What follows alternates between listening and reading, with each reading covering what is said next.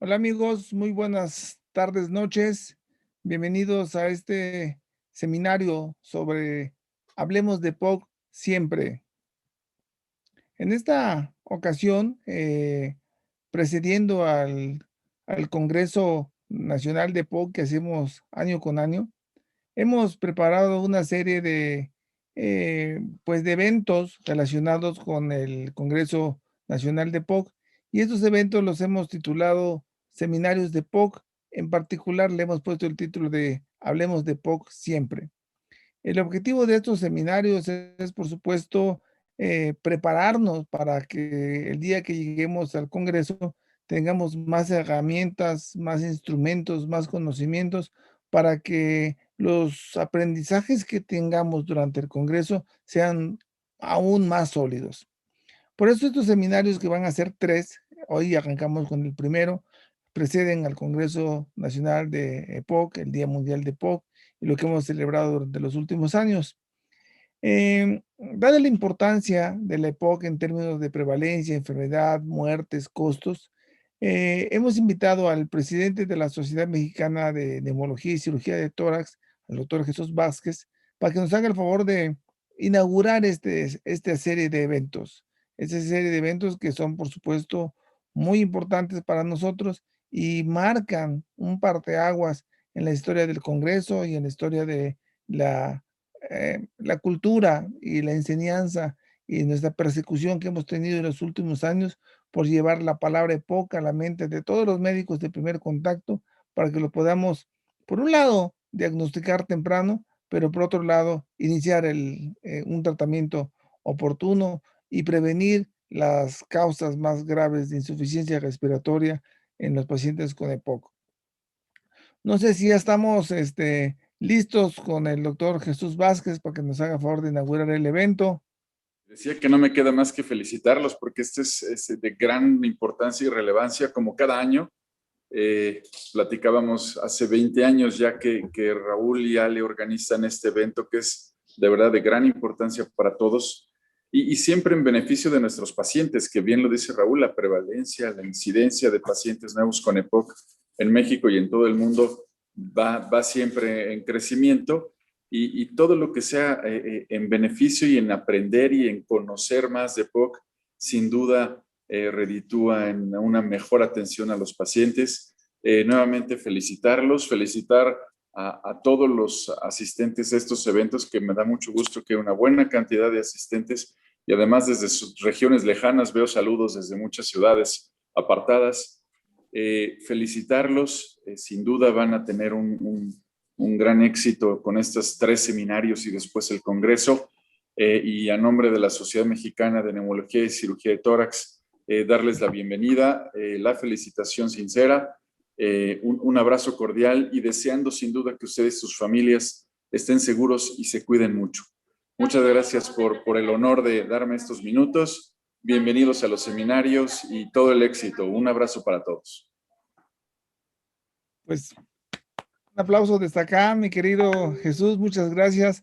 Tus palabras siempre son animadoras, estimulantes, y bueno, viniendo de ti como presidente de la sociedad, pues otra vez, muchas gracias.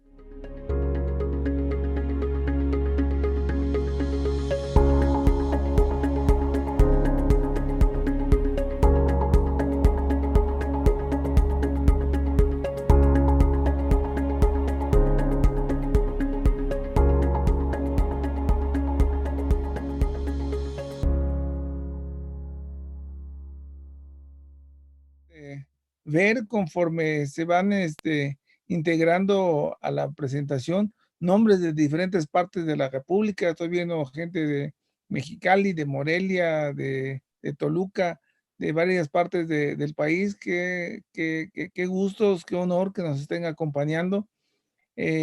Bueno, es importante también que sepan que estos seminarios, independientemente del conocimiento transmitido y a través de la retroalimentación que tenemos con ustedes, pues tenemos puntos del CONAMEGE. El CONAMEGE nos ha otorgado 6 puntos para estos seminarios y falta lo que nos agreguen para los del Congreso. De tal manera que, queridos amigos, vamos a poder utilizar estos puntos para nuestra certificación en el consejo, así que qué bueno que todo esto llegó en buen tiempo para que ustedes sepan que va a tener frutos adicionales su esfuerzo de acompañarnos. Alex, bienvenida. Mónica, bienvenida. Gracias a Alex, di unas Hola, palabras. sí, claro. Hola, ¿qué tal? Hola, ¿qué tal? Pues bueno, muy contentos, como dice el doctor Sansores, ver muchos nombres, muchos conocidos. Ahora sí que saludos desde Mexicali hasta Yucatán, de Cuba, nos están visitando y pues realmente esperemos que pues estas 3 seminarios sean pues sobre todo para los médicos de primer contacto, de primer nivel, reforzar tus conocimientos para llegar listos al Congreso pues con conceptos ya muy, ahora sí que masticados, por decirlo así, una vez que tengamos estos 3 seminarios, ¿sí? Así es que pues Oye, Alex, estamos muy Alex, contentos. Alex, me perdón que te interrumpa, están mandando saludos desde Moscú. Yo creo que es tu fellow, aquel que tuviste de Moscú, ¿te acuerdas? Sí, sí, claro que sí. Bueno, nada más quise interrumpirte porque esa es una buena noticia. Pues sería muy bien. Acuerdo, tuvimos un presidente de Moscú. Sí, Gorbachev, por cierto. Denis Gorbachev, que estuvo ahí en la clínica de POC. Pero bueno, pues estaría padre. No lo vi como estaba hablando, pero qué padre. No, la verdad que sí, este cambio, este concepto pues virtual, sí nos permite acercarnos a muchas personas que en una forma previa pues no podía hacer porque era muy, muy local, ¿no? Muy de la Ciudad de México. Lo habíamos hecho remotamente hace años, algunos se acordarán que lo hicimos en las diferentes sedes y pues bueno, ahora otra vez el COVID nos ha permitido pues llegar a más gentes y lo que queremos pues es que sea esto muy interactivo, ese es el punto que ustedes va a haber preguntas y pues al final de cuentas que todos salgan pues contentos de este seminario. Así es que pues vamos a comenzar, ¿sí? Y pues bueno, nuestro primer panelista precisamente es el doctor Sansores, ¿sí? Fue también titular de el capítulo de tabaquismo de la LAT, ¿sí? Pues fue por muchos años el director del Departamento de Investigación en Tabaquismo y EPOC, y pues ahora pues en el Centro Respiratorio y en Médica Sur pues sigue muy, muy activo, ¿no? Entonces, desde que estuvo en Canadá, se interesó por la EPOC, de hecho, pues por eso se creó la clínica de EPOC allá en el INER, cuando los conocimientos sobre enfisema de ese entonces pues estaban muy en auge allá en la Universidad de British Columbia, con el doctor Paré, con el doctor Hawk, entonces pues eso lo trajo al INER y pues Raúl, te dejo para que empecemos a hablar precisamente de qué vamos a hablar, de la espirometría. Ahora sí que me toca hablar del primer tema en este seminario, que es el diagnóstico de POC, el diagnóstico espirométrico, el diagnóstico oh, que le decimos funcional del EPOC. Fíjense que los que han estado en estos talleres, en estos cursos que hacemos sobre POC, van a encontrar algunas diferencias porque en esta ocasión vamos a entrar mucho en lo conceptual. Así que les voy a pedir dos cosas. La primera es que ejerciten su memoria porque hay conceptos que nos vamos a tener que aprender de memoria. Y la otra, que tengan a la mano una calculadora simple, que puede ser su teléfono, porque van a hacer unos cálculos para saber si un paciente tiene POC o no tiene POC. Van a tener que hacer unos pequeños cálculos que los vamos a hacer juntos, pero es buena idea que los vayamos haciendo, porque esa va a ser su historia clínica. Cada vez que vean a un paciente fumador y le hagan una espirometría, van a tener que calcular con la espirometría y los datos correspondientes si tiene o no tiene EPOC. Yo soy, como la doctora Alejandra ha dicho, soy neumólogo, sigo siendo investigador nacional del SNI nivel 3, sigo haciendo investigación junto con la doctora Ramírez en el Centro Respiratorio de México y veo pacientes privados en Médica Sur. Vamos a definir la espirometría. Antes de empezar y ver un trazo, vamos a definir la espirometría. Y esta la definimos como, fíjense bien, de ahí donde les pido que ejerciten la memoria, porque este es un concepto que hay que saberse de memoria. Es la cantidad máxima de aire que una persona puede expulsar con una maniobra de expiración forzada máxima, precedida de una inspiración máxima. Es decir, le pedimos al sujeto que tome todo el aire que tenga y luego que sople con toda su fuerza. La cantidad que saca es la que se conoce como eso, todo ese fenómeno, todo ese procedimiento se conoce como espirometría. Y por lo tanto mide dos cosas fundamentalmente. El volumen que pudo meter el paciente, que se conoce como capacidad vital forzada, que es el volumen inspiratorio máximo, ese es de definición. Cuando les pregunte en el examen que vamos a poner, ¿qué es la capacidad vital forzada? Ustedes tendrán que contestar, es el volumen inspiratorio máximo que una persona puede meter a sus pulmones. Y el otro concepto que vamos a navegar con él todo el tiempo que veamos a un paciente con enfermedades respiratorias es el BF1.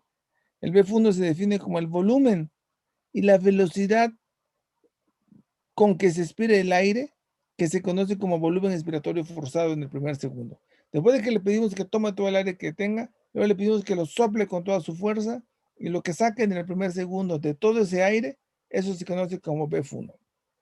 Puede parecer un poquito repetitivo al definir otra vez la capacidad vital forzada. Y decimos que es la máxima cantidad de aire que una persona puede meter a sus pulmones después de una inspiración máxima. Si se dan cuenta, en realidad esta definición es un truco porque en la realidad no podemos medir cuánto aire una persona metió a sus pulmones. En realidad eso se estima a través de la cantidad de aire que puede sacar cuando le pedimos que sople durante cuando menos 6 segundos en forma continua. Y el otro concepto importante que tenemos que tener como definición es el volumen expirado forzado en el primer segundo. Este concepto del volumen expiratorio forzado en el primer segundo lo vamos a tener en la mente todo el tiempo y le decimos BF1. Cada vez que hablemos de BF1, estamos pensando cuánto sacó en el primer segundo de soplar con toda su fuerza a este paciente. Luego tenemos otro concepto, que es el concepto que tenemos que tenerlos en la mente, el concepto fundamental de esta plática, la relación BF1 capacidad vital forzada. Relación BF1 capacidad vital forzada, relación BF1 capacidad vital forzada. Este es un concepto que vamos a estar diciendo continuamente. ¿Y qué quiere decir? Quiere decir cuánto del aire que meto a los pulmones debe salir en el primer segundo de soplar con todas mis fuerzas. Y ese debe ser igual al 80%. De todo el aire que yo meto a mis pulmones, el 80% debe salir en el primer segundo. Ese es el BF1. Y la relación BF1 a capacidad vital forzada normal, por lo tanto, es 80%. Eso es lo normal. Si lo pusiéramos en números, y es aquí donde entra su calculadora, ustedes tendrían que dividir en un paciente que tenga como normal cantidad de aire que pueda sacar y meter, 4,000 y 5,000 mililitros, 4 litros y 5 litros. Si una persona tiene de capacidad vital forzada 5 litros, esa persona debe sacar en el primer segundo 4 litros, que corresponde al 80% de su capacidad vital forzada. Sí, esto por supuesto varía de persona a persona porque no todos tienen 5 litros. Pero veamos estos números otra vez. El concepto fundamental, BF1 sobre capacidad vital forzada. Esta relación debe ser de 80% y en alguien que tiene 4 litros y 5 litros sale perfectamente bien. Esos 4 litros o 4,000 mililitros que tiene de BF1 una persona, decimos que es su 100%. Es el 100% del BF1 y eso le decimos 100% del valor esperado. Aquí quiero que se fijen ustedes en la P, que va después del 100%. La P quiere decir predicho. Y esto se traduce, lo que está en paréntesis, 100% del esperado. Por lo tanto, para esa persona en particular, de esa edad y esa estatura, que saque 4 litros, es el 100% del valor esperado para esa persona. y de la capacidad vital es de 5 litros. Por eso también tiene 100% y después la P, 100% del esperado. Pero fíjense, aquí cambia de repente súbito, parece que cambiamos la jugada, porque estamos diciendo que lo normal de la relación BF1 a capacidad vital forzada es 80%, pero si la relación es menor de 70, entonces tiene POC. Entonces, ¿qué es lo normal? Si la relación BF1 capacidad vital es de 75, ¿tiene POC o no tiene POC? No tiene POC. Esa es la respuesta, no tiene.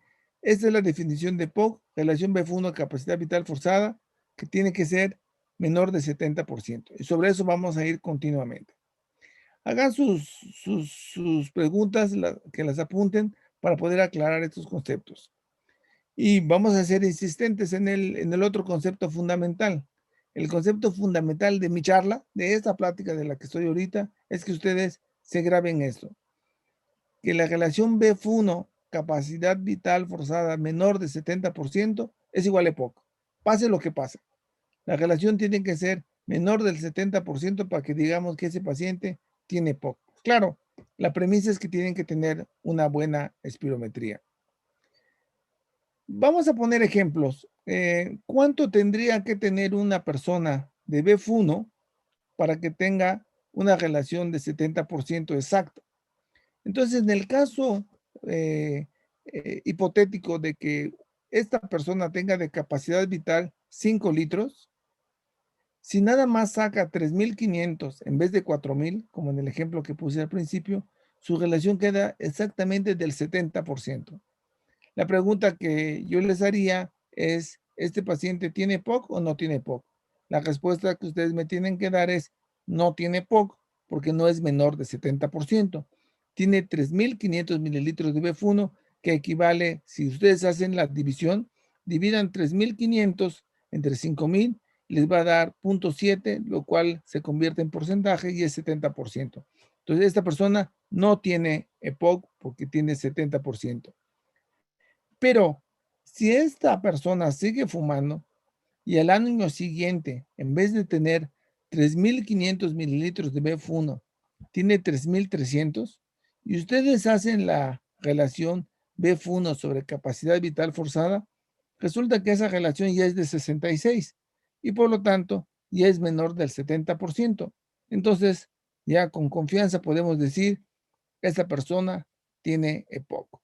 De ahí que el concepto fundamental, en principio pusimos la relación BF1 capacidad vital. El segundo concepto fundamental fue que la relación BF1 normal es de 80% y significaba que todo lo que debe sacar en el primer segundo sea igual al 80% de lo que pudo meter. Pero ponemos límites, estrechamos los límites con el objeto de asegurar que ese paciente no vayamos a fallar. Entonces, decimos que ese POC sí es menor del 70%. En este caso, pusimos un ejemplo que es de 66%. Pero vamos a jugar con números. Por ejemplo, arriba pongo de primero que la relación BF1 capacidad vital menor de 70 es igual a poco. Muy bien. Y también les puse aquí abajo algo interesantísimo. Fíjense cómo la relación BF1 capacidad vital en el segundo bloque y es de 58%, siendo que el BF1 sigue siendo de 3.500. ¿Qué pasó? Bueno, aquí es muy importante esto porque este paciente resultó que le dimos un broncodilatador. El broncodilatador subió la capacidad vital, pero no modificó el BF1. Y entonces, al hacer la relación BF1 sobre capacidad vital, me sale de 58%. Este paciente sí tiene POC. Esa es la respuesta a una pregunta. Pero ¿qué pasa si a ese paciente le dejo los mismos 6 litros de capacidad vital forzada y le bajo un poquitito al año siguiente el BF1 de 3.500 a 3.300? Bueno, pues sigue teniendo EPOC, solamente que con una relación ya no es de 58, sino de 55%. Y si esos 3.300 se quedan igual, pero con el broncodilatador sube a 7 litros la capacidad vital forzada, entonces este paciente queda en una relación BF1 capacidad vital a menor de 70%, como ven ustedes, pero muy baja, de 47%. Entonces, sigue teniendo EPOC, aunque la capacidad vital forzada esté muy alta. Lo que cuenta es la relación BF1 capacidad vital forzada. Esto lleva al siguiente concepto, que también es muy importante. Siempre que solicitemos una espirometría, debemos pedir que se haga con un broncodilatador. Eso quiere decir que le hacemos la maniobra basal y después de la maniobra basal le damos un broncodilatador, nos esperamos 20 minutos y se la repetimos. Si mejora 12% más, decimos que es un hiperreactor bronquial y entonces con ese número es que hacemos la relación BF1 capacidad vital forzada. Nunca se debe hacer previamente al broncodilatador el diagnóstico de POC. Cuando ustedes tienen una relación BF1 capacidad vital menor del 70%, la pregunta que tienen que hacerle a quien se las muestre es, ¿esto es con broncodilatador o sin broncodilatador? No, no le pusimos broncodilatador, entonces los datos son todavía preliminares. Necesitamos la respuesta al broncodilatador para que podamos decir si tiene o no tiene POC. Como en este caso, fíjense cuánto lo modifica. El broncodilatador puede cambiar todo de 58 a 52%. Ahora, en EPOC puede haber una respuesta al broncodilatador, incluso mayor del 12%. Pero a diferencia del asma, a pesar de que suba mucho con el broncodilatador, la relación BF1 capacidad vital nunca llega a ser del 70%. En asma sí, pero en EPOC no. Aunque suba mucho la relación, aunque suba mucho el BF1, aunque suba mucho la capacidad vital forzada, la relación, si es menor del 70%, sigue siendo EPOC, aunque haya mejorado mucho. Es muy importante porque de aquí entran los conceptos de EPOC leve, moderada, grave y muy grave, que tanto lo mejora después del broncodilatador. Ahora bien, voy a hablar muy brevemente sobre qué es lo que hace que disminuya el BF1. ¿Cuál es la causa de la limitación del flujo aéreo? Pues la disminución del BF1. Pero la otra pregunta es, ¿qué es lo que hace que ese flujo sea irreversible? Son dos cosas fundamentalmente con las que vamos a estar lidiando cuando vemos a pacientes con EPOC.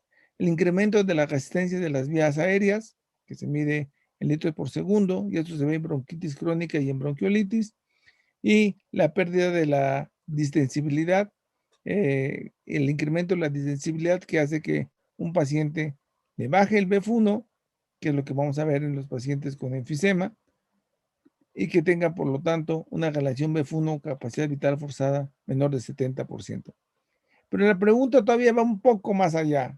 ¿Cómo se ve? Este es un bronquio normal, pero conforme la obstrucción de la vía aérea progresa, el bronquio se ve progresivamente menor hasta que se cierra por completo. Entonces decimos que la relación BF1 capacidad vital sí está muy baja. ¿Qué es lo que hace que baje, que disminuya el calibre de la luz bronquial? Bueno, en la realidad tiene que ver con inflamación. El BF1 baja en relación a la inflamación. Este es un paper que sacó algunos años el grupo de Jim Hogg en Vancouver. Y vean ustedes lo que quiero mostrarles. Este es el bronquio, la luz del bronquio. Vean cómo está casi totalmente cerrada, con una gran cantidad de células. Este es un dibujo, un esquema de cómo se ve la luz del bronquial. Pero quiero que se fijen en este recuadro inferior derecho. Noten ustedes que a mayor inflamación, los puntitos negros es el grado de inflamación, mayor estadio de gravedad con respecto al BF1. Saben que el estadio Gold 4 es el estadio en el que el BF1 es más bajo. Ustedes lo pueden ver en la horizontal. Mientras más bajo está el BF1, 20, 30%, mayor es la cantidad de células que se acumulan. Mientras más alto el BF1, menor la cantidad de células inflamatorias. Este concepto es importante cuando estamos hablando de tratamiento. Entonces, limitación del BF1 es igual a mayor inflamación de la vía aérea, como claramente mostraron ellos aquí en esta otra diapositiva, en el que el calibre de la luz bronquial, entonces estas gráficas muestran Gold estadio 0, estadio 1, 2 y 3 juntos y el 4. Mientras más gravedad es el BF1, mayor es el estadio del Gold y mayor es la inflamación que se puede encontrar alrededor del bronquio. Entonces, ¿cómo hacemos el diagnóstico de POC? Bueno, la espirometría es la forma más fácil de hacer el diagnóstico funcional de POC, y la espirometría resulta que es el instrumento más reproducible, el mejor estandarizado, el más económico para hacer el diagnóstico de POC. No es el único, pero tiene esas cualidades. Además de hacer el diagnóstico, nos evalúa la gravedad, el progreso y el pronóstico de la enfermedad, y es sin duda considerada el estándar de oro para hacer diagnóstico de EPOC. Y aquí vamos a la parte en la que ustedes se tienen que entrenar, el diagnóstico visual y el diagnóstico matemático. Una espirometría consiste en dos tipos de curvas: la curva flujo-volumen, que es la primera que estoy mostrando acá arriba, y la curva volumen-tiempo. La curva flujo-volumen, como su nombre lo explica, tiene en la vertical el flujo y en la horizontal el volumen, y a través de esa relación lo podemos ir viendo. Vamos a revisar de primero la curva flujo-volumen. ¿En qué consiste? Esta es la curva, se la deben aprender de memoria, visualmente hablando, y mide flujos y volúmenes. Los flujos que mide son el expiratorio máximo y los flujos periféricos. Noten ustedes cómo es esto de lo que estamos hablando. Voy a pintar aquí en la horizontal el volumen, en la vertical voy a poner el flujo. El flujo es una velocidad, y por lo tanto tiene que ver con litros por segundo. Es una distancia que recorre el aire en un tiempo, y por eso es un flujo. Y cuando el paciente normalmente está respirando, esto que estoy pintando acá, este es el volumen corriente, mete y saca aire, saca el aire, lo mete, saca el aire y los mete. En una de estas maniobras yo le pido, tome todo el aire que tenga y hace esto. Mete todo el aire que tenga y ahora le pido, sóplelo con toda su fuerza y hace este movimiento. Y luego le sigo insistiendo, siga soplando, siga soplando, siga soplando, siga soplando. Y esta es la cantidad máxima de aire que saca. Esta tiene una definición, pero antes quiero ir a esta otra. Este es el flujo expiratorio máximo. Esto lo podemos medir con los aparatitos que la industria farmacéutica nos regala, que se conoce como flujómetros, y nos puede servir de mucha utilidad a los pacientes con asma, sobre todo. Pero aquí lo que quiero que vean que estos, de acuerdo a la definición que hicimos, miren, es que el sujeto tomó la máxima cantidad de aire que tenía y luego la sopló con toda su fuerza, siga soplando, siga soplando, y llegó hasta acá. Esto, ustedes ya saben la definición. ¿Cómo se llama esto? Esto es lo que, según la definición, dijimos que era la máxima cantidad de aire que un sujeto puede soplar después de una inspiración máxima. Eso es la capacidad vital forzada. Entonces, en términos de volúmenes, esto mide la curva flujo-volumen.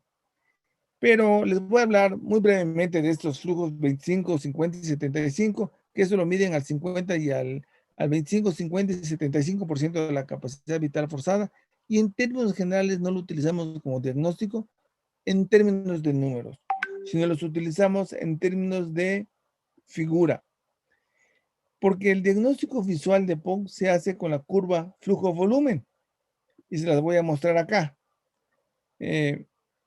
Cuando vemos una curva, que es esta es una curva normal, una curva flujo-volumen normal. Fíjese en esta parte de la curva expiratoria. Si ustedes se fijan en esta parte y son observadores, con esto van a hacer el diagnóstico de POC siempre, porque cuando esa curva, esta panza de la curva flujo-volumen se empieza a meter, no es porque hicieron dieta, sino porque ya les está empezando a caer la función pulmonar. Miren cómo aquí se le ve la panza, aquí se le ve metida la panza, y ese es EPOC leve. Luego la sigo viendo y sigue metiendo más la panza hasta que prácticamente no tiene panza.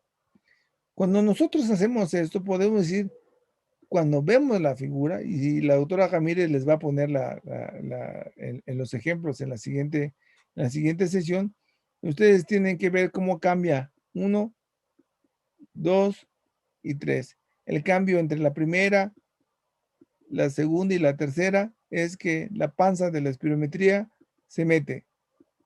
Cuando ustedes ven esto, sin ninguna duda pueden decir que tiene POC. Ese paciente tiene POC. ¿Qué tan grave? ¿Quién sabe? Eso sí, no lo sé, pero ese paciente tiene POC. ¿Fumó o no fumó? No lo sé, pero ese paciente tiene POC. Eso lo pueden ustedes decir con certeza cada vez que ven una curva de esa magnitud. Ahora, si ustedes se acostumbran a ver esta gráfica y hacer el diagnóstico, lo que sigue ya es más fácil, porque el diagnóstico matemático y funcional del EPOC se hace de acuerdo al concepto fundamental que vimos en la primera diapositiva, la relación BF1 capacidad vital forzada, que dijimos que lo normal es de 80%, pero para diagnóstico de EPOC utilizamos una relación menor al 70%, como estamos viendo acá. Miren, aquí lo interesante es que el diagnóstico de EPOC se hace siempre con la relación BF1 capacidad vital menor de 70%. Entonces, en este primer caso que les estoy mostrando, el paciente tiene esto y resulta que esto que estamos viendo acá es el volumen, esto es el tiempo, y yo lo que quiero saber, cuánto sacó en el primer segundo de soplar con toda su fuerza. Por lo tanto, la máxima cantidad de aire que mete es la capacidad vital y lo que sacó en el primer segundo es el BF1. Ese es el BF1, esa es la capacidad vital forzada. Y lo normal en una espirometría es que la relación BF1 sea cuando menos mayor del 70%. Ahora, para términos de EPOC, siempre tenemos que utilizar la relación después del broncodilatador. Y según dijimos en las primeras diapositivas, que si queremos hacer el diagnóstico de EPOC, debe ser menor del 70%. Eso confirma la presencia de obstrucción del flujo aéreo, es decir, confirma el diagnóstico de EPOC. Vamos a verlo. ¿Cómo se verían esas curvas? Esta es una curva normal, ya lo saben ustedes porque está panzón. Y esta es la curva volumen-tiempo que es normal porque la relación BF1 es mayor del 70% y el BF1 es de 80% o más. Pero vean ustedes que conforme la barriga baja, también baja el BF1. Lo que no baja es la relación BF1 capacidad vital, que esa no se va a modificar. Siempre va a ser por debajo del 70%. Siempre. EPOC leve, moderado o grave, menor del 70%. Fíjense ustedes en este número que está en rojo, menor del 70%. Aunque el BF1 cambia, porque cambia de acuerdo a la gravedad de la enfermedad, noten ustedes que la relación BF1 capacidad vital, quién sabe de cuánto sea, pero siempre es menor del 70%. Aquí el concepto fundamental que debemos de tener es que el diagnóstico de POC se hace con la relación BF1 capacidad vital menor del 70%. Y la gravedad de la enfermedad, vean ustedes como normal, lo dice el BF1, leve, moderada y grave. El porcentaje del predicho del BF1 nos habla de la gravedad de la enfermedad. Y la relación BF1 a capacidad vital forzada nos habla del diagnóstico de POC. Eso es muy importante tenerlo en la cabeza. Fíjense ustedes que las letras que están en rojo hablan del diagnóstico, siempre menor del 70%. Y las letras de abajo, los números de abajo, hablan del BF1, que es el grado de severidad de la enfermedad, según estamos viendo. Por lo tanto, con estos conceptos simplistas, determinamos y resumimos. La espirometría es un procedimiento simple, es un procedimiento económico, muy barato, es no invasiva, no hay ninguna punción, prácticamente sin contraindicaciones y nos da el diagnóstico y el pronóstico de la enfermedad.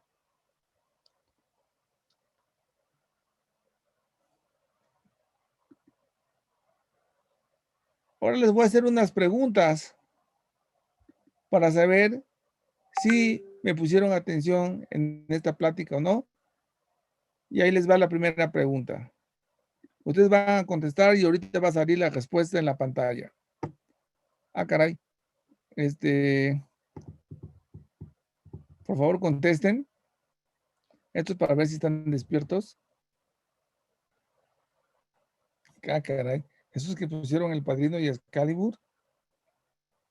Va la siguiente pregunta. El diagnóstico funcional de POC se hace con, fíjese bien, diagnóstico funcional de POC se hace con relación BF1 capacidad vital mayor de 70. relación BF1 capacidad vital menor de 70%, o el BF1 en porcentaje del predicho menor del 70%. Es el diagnóstico funcional de EPOC. ¿Con qué se hace? Tienen 30 segundos para contestar. Excelente, 91% contestó menor del 70%. Recuerden los que no la pusieron bien que la relación BF1 capacidad vital es el diagnóstico de EPOC. Con eso hacemos el diagnóstico.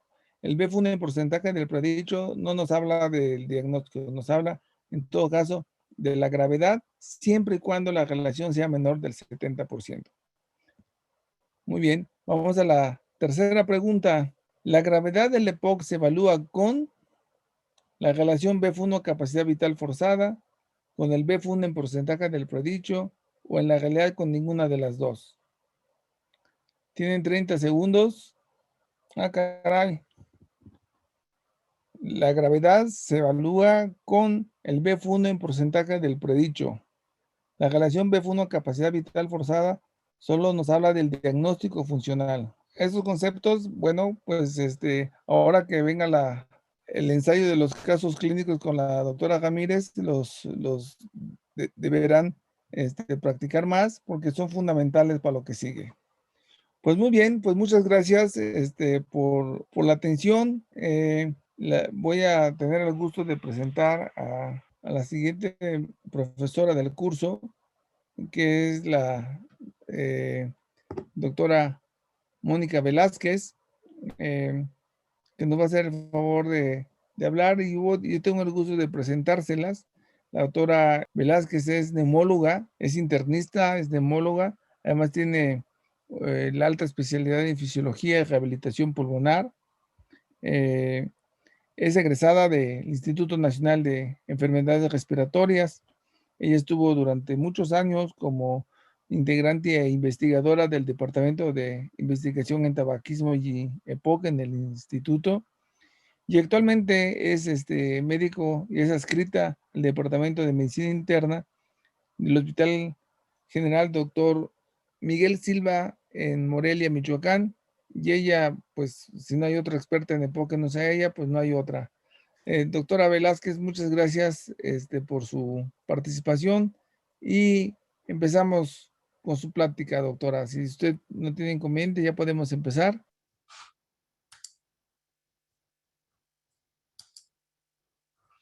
Bien, pues buenas noches. ¿Qué tal? Como siempre es un gusto estar platicando con ustedes como cada año en estos ya tradicionales, bueno, en este caso son preliminares para el Congreso de EPOC en noviembre. Vamos a platicar de algunas herramientas para determinar clínicamente la gravedad de la EPOC.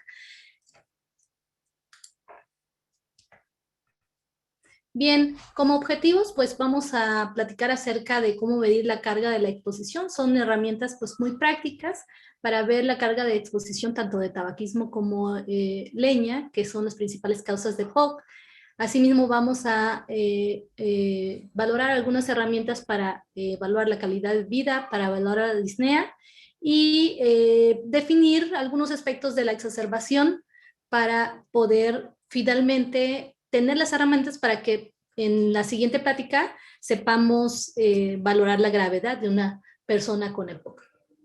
Entonces, empezando con la carga de la exposición en el humo de leña, fíjense que hay este artículo desde 1996, que orgullosamente es mexicano y que es del INER, y en donde los doctores Pérez Padilla y colaboradores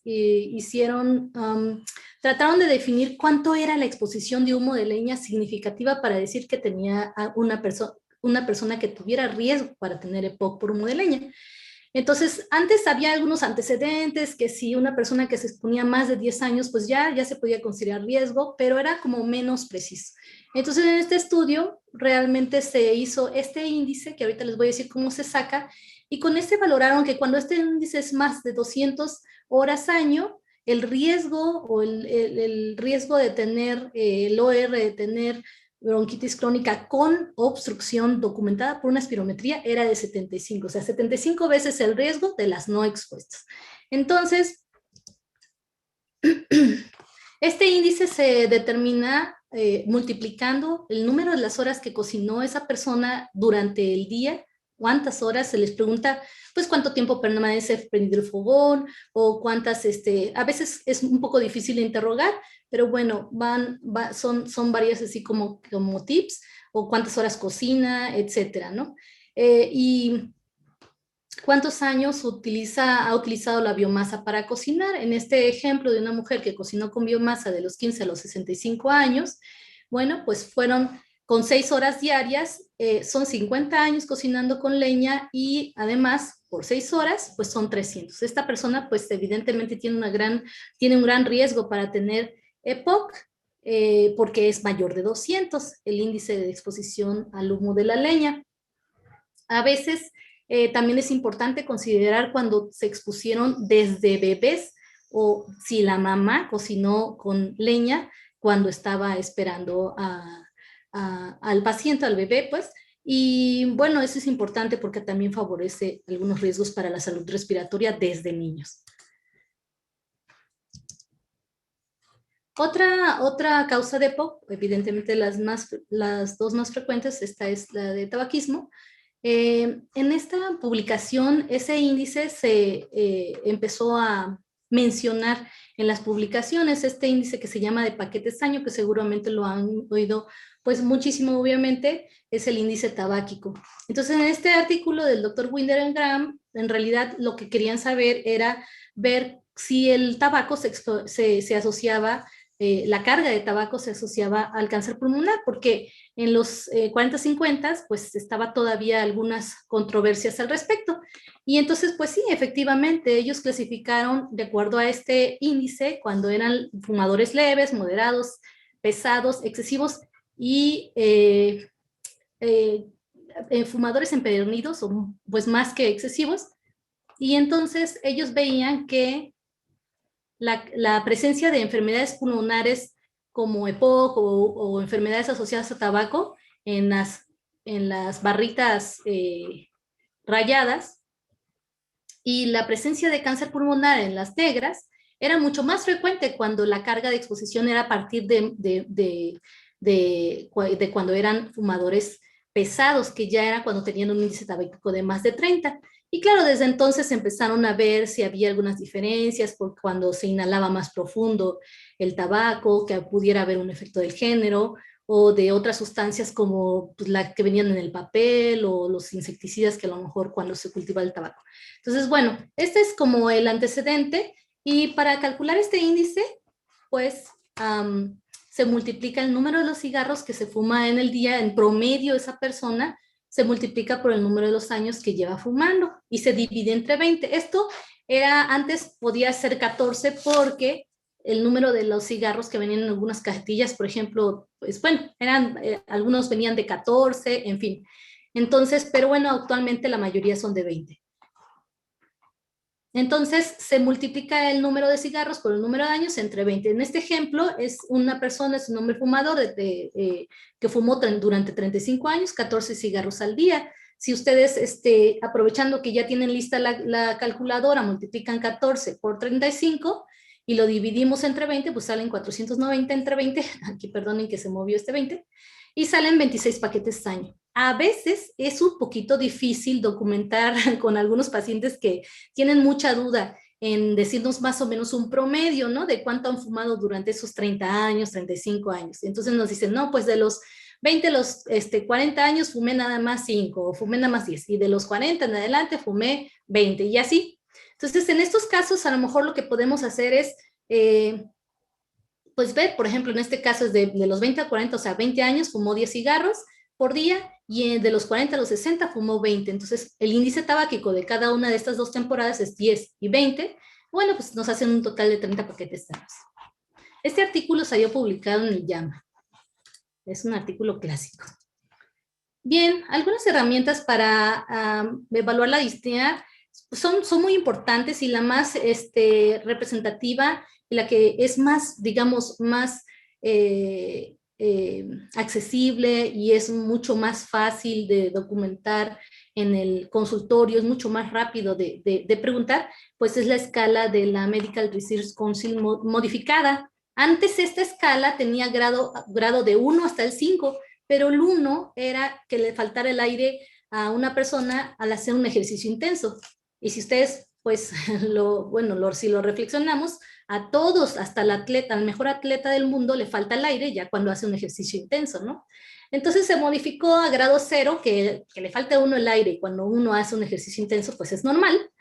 Y ya de ahí 1, 2, 3, 4, de acuerdo a si, por ejemplo, en el grado 1 es leve, solo subiendo en pendientes o escaleras, por ejemplo, o caminando muy rápido durante más de una cuadra, pero muy rápido. El grado 2 es cuando una persona tiene que caminar más lento. O sea, sí puede caminar más de una cuadra, pero tiene que caminar lento porque si no le falta el aire y generalmente no le pueden aguantar el paso a las personas de su mismo género y edad, ¿no? El grado 3 es cuando ya falta el aire, aún a caminar lento, aún a caminar en plano y que apenas alcanzan a caminar una cuadra o menos. Entonces, es cuando ya es un grado más importante, y el grado 4 es cuando falta el aire en cualquier actividad, al bañarse, al vestirse, que definitivamente no le permite salir al paciente de casa. Entonces, les pongo algunos pequeños ejemplos. En este caso de una mujer de 70 años que les dice en la consulta que pues le gusta ir a su misa, va a la iglesia los domingos, pero la iglesia está a 500 metros y está de subida. Entonces ahí ese grado de disnea, ¿cuál sería? Bueno, pues está caminando más de 100 metros y está de subida. Entonces es un grado 1. En realidad es un grado pues relativamente leve. A diferencia de, por ejemplo, este hombre de 70 años también, pero que les dice que pues no puede ir, o va a la tienda, que sí, también está a 500 metros, pero en plano. Y va muy lento, ya no le puede seguir el paso a su esposa. Entonces ya le falta el aire en plano y tiene que caminar más lento, entonces es el grado 2.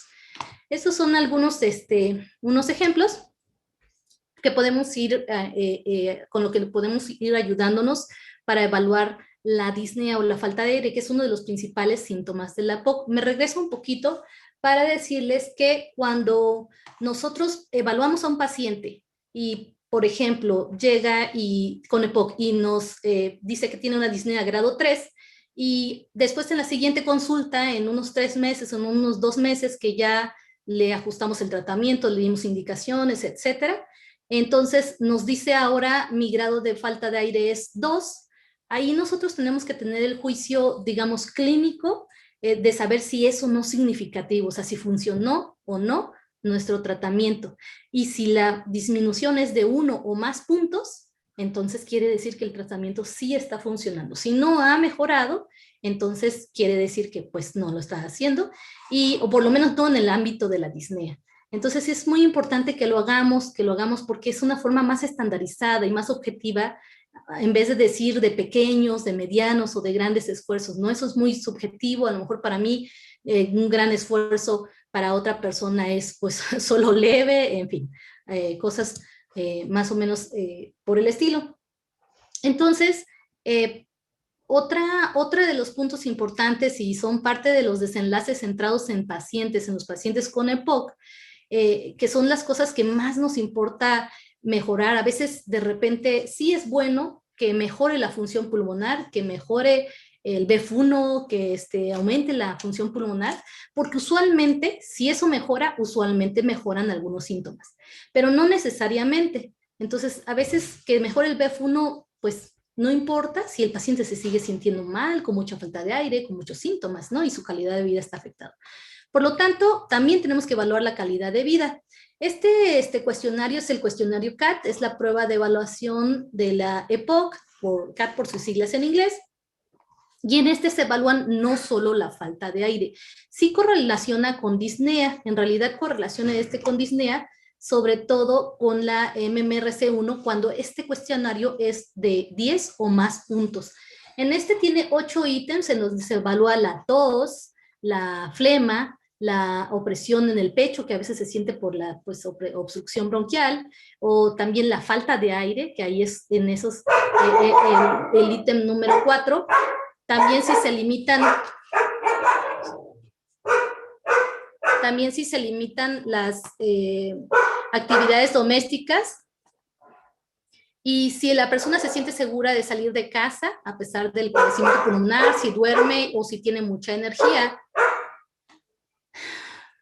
Y bueno, este cuestionario de calidad de vida también correlaciona con les decía, con el de disnea, pero cuando es mayor, cuando es de 17 puntos, correlaciona incluso más con la disnea más intensa.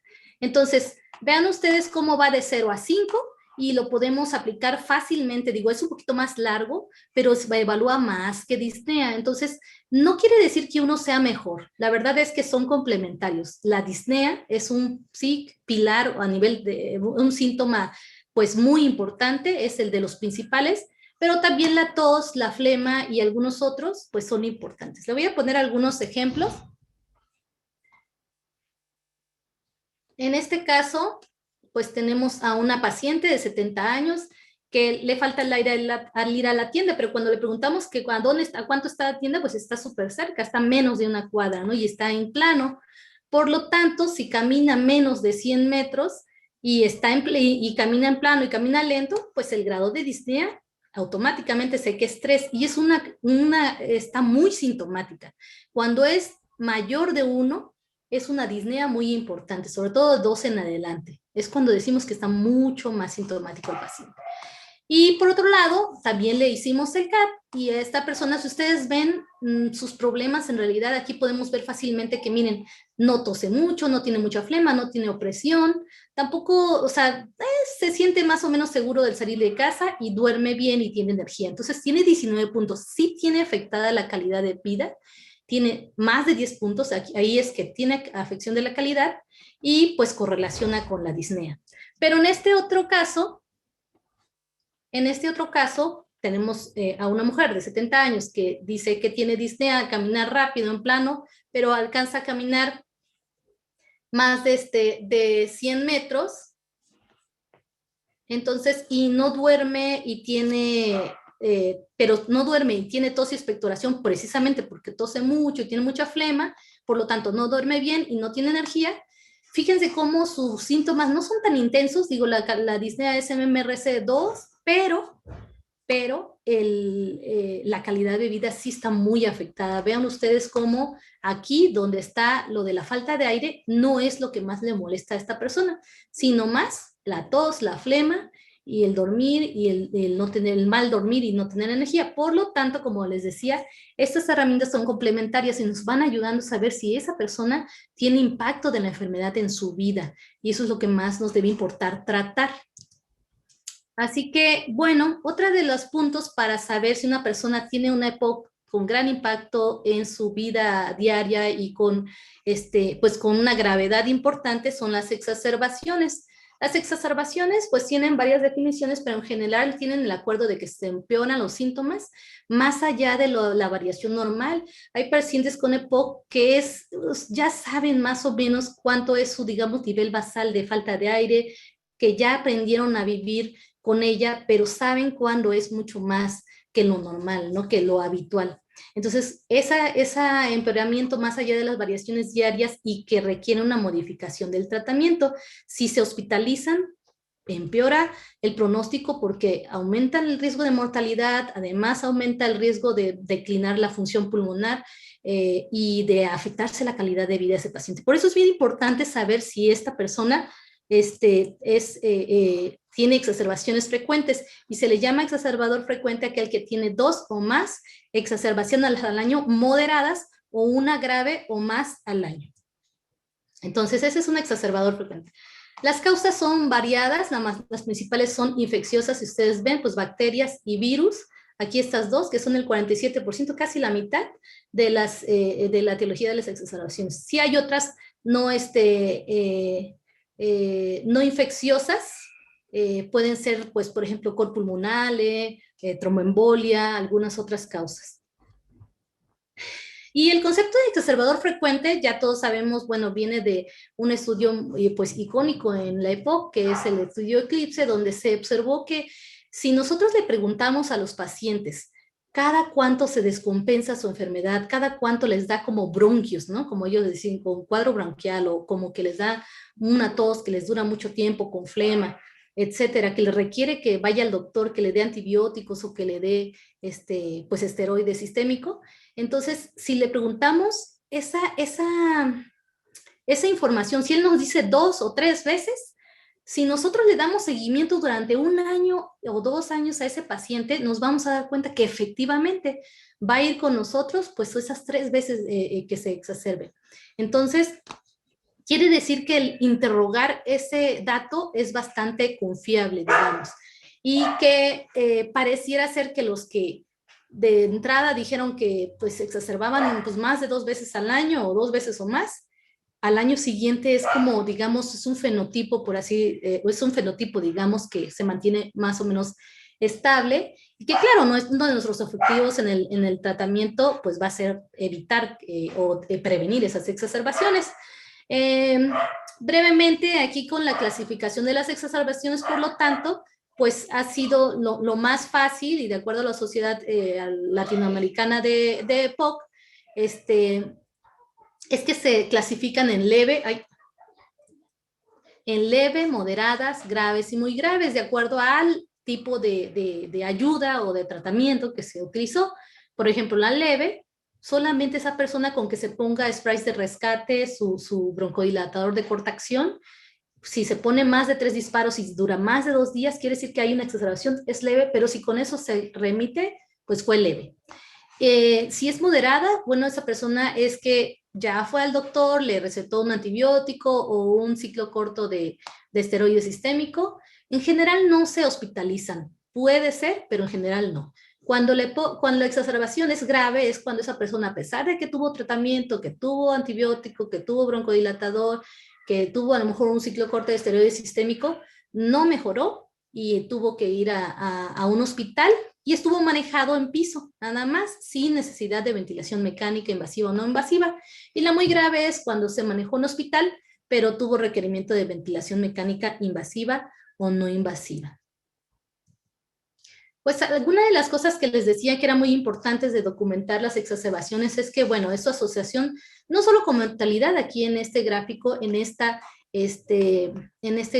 gráfico de supervivencia de Kaplan-Meier, pues miren, vean cómo en esta línea que se resaltan en negritas, son los pacientes que tienen hospitalizaciones recurrentes y claramente se ve una mortalidad mucho mayor respecto a los otros. Por ejemplo, el número 1 es los que no se hospitalizan. Entonces es una pues diferencia muy significativa, ven una P de 0.0001.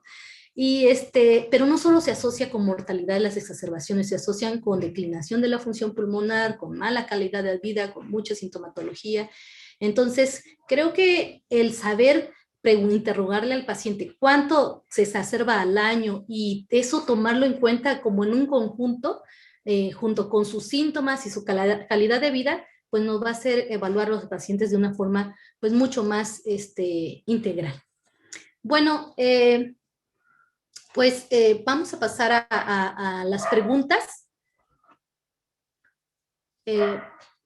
A ver si pusieron atención. Entonces, se trata de una paciente de sexo femenino, 72 años. Bueno, pues tiene un índice masa corporal de 33. Se expuso a leña en la infancia hasta los 50 años y tenía prendido su fogón al menos 4 horas al día. Pues en la mañana, en la tarde y en la noche, hacía la cena y aparte también pues hervían el agua, ¿no? Para bañarse ahí. Pero además fumó, aunque el fumar pues no fue tan intenso, 6 cigarros al día durante 15 años. Entonces, y refiere que hace 2 años tuvo tos y mucha flema, y falta de aire que no le dejaba hacer su quehacer o ir a hacer compras. Tenía, no podía ya ni ir a la tortillería, que le queda menos de 1 cuadra. Y fue con su doctor que le dio un antibiótico y le dio un poco de esteroide, a quien le dijo que pues ella se descompensa 3 veces al año. ¿Cuál sería el índice de exposición al humo de la leña en este caso? 100 horas año, 150 horas año o 200 horas año. Bien, ¿cómo vamos? Bueno, pues es 200 horas año, ya se me adelantó el cursor. 200 horas año, acuérdense que se multiplican los 50 años por 4 horas al día. Bueno, pues muy bien. Sí fue la mayoría, ya me quitaron el gráfico, pero sí vi que fue la mayoría. Recuerden, 50 por 4, pues son 200, ¿no? Son 200 horas año. Eso es su exposición. ¿Tiene riesgo de POC? Sí tiene riesgo esta persona de tener POC. Y en la historia clínica que les di, pues sí, ¿verdad? Parece bastante obvio. Bueno, claro, que el primero le tenemos que hacer una espirometría, ¿verdad? Tal como nos enseñó el doctor Sansores. Bien. Y en la siguiente, ay, no puedo pasar a la siguiente. ¿Cuál es el grado de disnea que tiene esta paciente? Si se acuerdan, ¿es MMRC1, es 2 o es 3? A ver, corre tiempo. Muy bien. Bueno, ahí sí fallan un poquito, estuvo así como que la mitad y la mitad. Si se acuerdan, es... A ver, ok. Es 3, ¿se acuerdan que es menos de 100 metros? O sea, cuando caminan más de 100 metros, en plano, y aunque vayan lento, es 2. Y cuando caminan menos de 100 metros, en plano, pues es 3. Claro, eso es algo que hay que tenerlo en una tarjetita para poder hacerlo pues más dinámico. Hay que tenerla ahí al lado, es una tarjetita pequeña y ya después es como mucho más en automático el tener este dato clínico. Bueno, ¿y qué opinan? ¿Es exacerbadora frecuente esta paciente? ¿Sí? ¿No? ¿O no es concluyente la información? Les decía que acudió con el médico, pues sí, porque tenía una exacerbación, sí le dio antibióticos, le dio esteroide, y le dijo al doctor que se pone mal y le dan antibiótico como 3 veces al año. Entonces, eso no exacerbadora frecuente, no sin hospitalizaciones, solamente yendo al doctor. Bien, bueno, pues sí, efectivamente. Ahora sí, me doy por bien servida. En esa sí quedó bien el concepto. Sí es exacerbadora frecuente, si es una persona que tiene 2 o más exacerbaciones al año, moderadas. Bien, bueno, pues sin más por el momento, tengo el gusto de presentarles a nuestra siguiente ponente, que es la doctora Alejandra Ramírez. Pues está en el INER, ella pues dirigió todo el departamento de POC pues durante muchos años. Además pues obviamente también es investigadora, al igual que el doctor Sansores. Es una de sus principales líneas, es la investigación en humo de leña, también de los cuales pues es pionera. Y bueno, pues está en el Departamento de Tabaquismo y POC del INER desde el 2013 hasta la fecha. Es un honor presentarla, con mucho orgullo digo que es mi mentora y además un gran apoyo en momentos difíciles. La verdad es que siempre está ahí para todos nosotros. Y entonces pues agradezco mucho su presencia, doctora, la dejo con el auditorio. Gracias, Moni. Gracias, Moni. Nada más quiero ver si ya está mi presentación. ¿Sí? A ver. Todavía no se comparte. Aquí está. ¿No? Compartir. Ok. Bueno, lo que vamos a hacer ahorita es precisamente integrar los conceptos de la espirometría y lo que nos dio la doctora Velázquez en los casos clínicos. De alguna forma, pues ahora sí que queremos que estas preguntas que les estuvo haciendo el doctor Sansores y la doctora Velázquez, pues aquí van a ser un poquito más dinámicos porque cada caso va a tener sus preguntas. Los casos, la idea es precisamente que ustedes vean diferentes curvas, que ustedes puedan ver cómo es el contexto del paciente, que vienen a nuestras consultas, que ustedes recuerden lo que tienen que preguntar y al final de cuentas, pues simplemente poder determinar el grado de EPOC que tiene este paciente, ¿sí? O sea, son 8 casos que vamos a analizar, que vamos a revisar, que vamos a preguntarles y bueno, exactamente en relación a las respuestas que ustedes nos den, pues vamos a saber si la doctora Velázquez y el doctor Sánchez, yo no, porque yo nada más lo voy a presentar, pudieran enseñarles bien los conceptos, ¿sí? Entonces, vamos a tener 20 segundos, hacerlo un poquito más ágil, ¿sí? De cada caso, que ustedes puedan tenerlo. Yo voy aquí a estar contando con mi teléfono, ahora sí que los segundos. Y pues bueno, vamos a comenzar con nuestro primer caso. Sin más ni más, vamos a ver el primer caso, ¿ok? Bueno, entonces tenemos el caso 1. Espérenme tantito porque yo me aparezco aquí y me va a estorbar. Este es nuestro primer caso, ¿sí? Estos son los datos que ustedes tienen que tener en la mente. Tenemos una señora de 75 años de edad, chaparrita, ¿sí? Y vean, se expuso a la leña por 40 años, muchos años, 6 horas al día. Las características de nuestras pacientes, chaparritas, ¿sí? Las de humo de leña, ¿sí? Tiene MMRC2, de acuerdo a lo que la doctora nos está comentando, nos estuvo comentando en su plática, pues camina más despacio que una persona de su misma edad, ¿sí? Pero no se detiene, ¿sí? Tiene un CAT de 16, eso es un CAT alto, ¿sí? Fíjense que esta medición del CAT es muy, muy práctica en sus consultorios, o sea, porque no les toma mucho tiempo realmente y sí les da mucha información. Arriba de 10 ya es un CAT alto, pero 16 está muy sintomática esta paciente, ¿sí?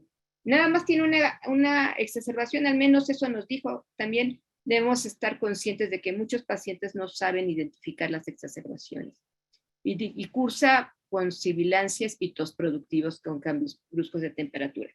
Tenemos los datos. Pues, ¿qué creen? Con esto, la paciente se ganó una espirometría. Siempre que tengan un factor de riesgo y tienen síntomas, este paciente ya es candidato a una espirometría. Aquí está la espirometría, ¿sí? Bueno, aquí tiene en total, de acuerdo a lo que nos dijo la doctora, son 240 horas leña, ya nada más 4 por 6, 24, ese es su índice de exposición de humo de leña. Suficiente para tener obstrucción. A ver, ¿qué le ven a esta curva? Véanla, ¿sí? Tenemos una curva pre y post, porque están dos curvas, ¿sí? Ahorita, ya que terminemos las respuestas, lo vamos a volver a analizar un poquito más. Esta es la curva de la paciente. Como les dijo el doctor, primero tenemos que tener una visión de la espirometría. Por eso cuando ustedes pidan una espirometría, si nada más les dan los números, no sirve, ¿sí? Ese laboratorio, ese lugar no está haciendo bien las cosas. A ustedes no les sirven los puros datos. Lo más importante es ver la espirometría visualmente, porque además nos está hablando si la espirometría tiene buena calidad o no tiene buena calidad, si es reproducible o no es reproducible. Y la verdad es que con nosotros estamos viendo que es de buena calidad esta espirometría, porque el trazo sí está bien hecho, no presenta zigzagueos, no tiene interrupción de tos, ¿sí? No tiene artefactos, ¿sí? Entonces, tenemos nuestra curva flujo-volumen y vamos ahora sí a los datos. Estos son los datos de nuestro paciente, ¿sí? ¿Qué es lo primero que tenemos que ver? Bueno, tenemos dos espirometría, una pre-broncodilatador, es la primera parte, la en gris, y luego la post-broncodilatador. Necesitamos forzosamente las dos espirometrías. ¿Qué números vamos a ver? Bueno, lo que vamos a ver primero siempre, como les dijo el doctor Sansores, es la relación BEF1 capacidad vital forzada, ¿sí? Para saber si nuestro paciente tiene obstrucción o no. Y como la post-broncodilatador es la que más nos interesa, porque ver exactamente el efecto del broncodilatador, si permanece obstruido o no, aquí tenemos este dato, ¿sí? Y luego, si nos vamos, bueno, obviamente vamos a ver capacidad vital forzada, pero el BEF1 para determinar, ¿sí? Si en nuestro paciente el grado de obstrucción que tiene. Les comento, en la respuesta que le dieron al doctor, muchos pusieron cómo se determina si un paciente, el grado de severidad, y le pusieron muchos por no, nos determina si hay obstrucción o no, y el BEF1, la severidad del caso, ¿sí? En este caso, nuestro paciente, nuestra señora, tuvo 83% post-broncodilatador. Ahora sí, vamos a echar nuestra mente a andar y vienen las preguntas, ¿sí? ¿Qué grado de obstrucción tiene este paciente? Corre tiempo, ¿sí? Tiene sin obstrucción, obstrucción leve o obstrucción moderada, ¿sí? Recuerden la curva, recuerden la relación BEF1 capacidad forzada, vital forzada y el BEF1, ¿sí? Muy bien. Listo. Perfecto. Entonces, perfecto, me da mucho gusto ver que tengo que ponerme mis lentes porque está muy chiquita lo que estoy viendo en la pantalla. Bueno, a ver. Es que me dio gusto que pusieran muy chiquitos sin obstrucción, pero me están poniendo con obstrucción leve el 56% y obstrucción moderada el 40%. Estas respuestas a nosotros nos sirven para que ustedes puedan enfatizar, o los que pusieron moderada, pues decir, bueno, ¿en qué me equivoqué? ¿Sí? Y a nosotros también para que nosotros podamos reforzar el conocimiento. Entonces, en este caso, vamos a ver nuevamente nuestro caso, para que vean cuál era la respuesta, ¿sí? Obstrucción leve. ¿Por qué es obstrucción leve? Porque está arriba del 80%, ¿sí? Entre el 100, ¿puede tener un paciente 100% y estar obstruido? Sí. Y de todas maneras ya es obstrucción leve, porque recuerden que para determinar la obstrucción es con la relación BEF1 capacidad vital forzada. Entonces este paciente sí está obstruido, por un lado, pero por otro lado, su obstrucción es leve porque está en el 83%. Entonces, para aquellos que contestaron obstrucción moderada, no, ¿por qué no? Porque la obstrucción moderada es del 80, menor del 80 al 50%. Entonces, este paciente tenía un EPOC GOLD 1, o sea, ustedes lo pueden determinar EPOC GOLD 1 o con que ustedes pongan obstrucción leve, está bien, cualquiera de los dos, quizá siendo más como pues de acuerdo a las vías, EPOC GOLD 1, ¿sí? Pero obstrucción leve está perfecto, ¿sí? Entonces, aquí lo importante es que ustedes tienen que examinar los dos y aprenderse el numerito. Esto sí, hay que aprenderse la tablita de los porcentajes de obstrucción, porque de acuerdo a eso también, pues mucho tiene que ver con qué se asocia y con qué tratamiento le vamos a dar a nuestro paciente. Perfecto. Pues vamos hacia el segundo caso. Nuestro segundo caso, a ver cuáles son los datos. Este es un masculino, ¿sí? De 75 años de edad, pesa 84 kilos, ¿sí? Este paciente fumó por 42 años, 20 cigarros al día por 42 años. Está muy fácil sacar el índice tabáquico de acuerdo a lo que nos dijo la doctora Velázquez, porque es simplemente 20 por 42 entre 20 igual a 42 paquetes año, que significa que al menos fumó por 42 años una cajetilla al día, ¿sí? Así de sencillo pudiéramos tener el concepto, o pudieran ser 21 años, 2 cajetillas al día, ¿sí?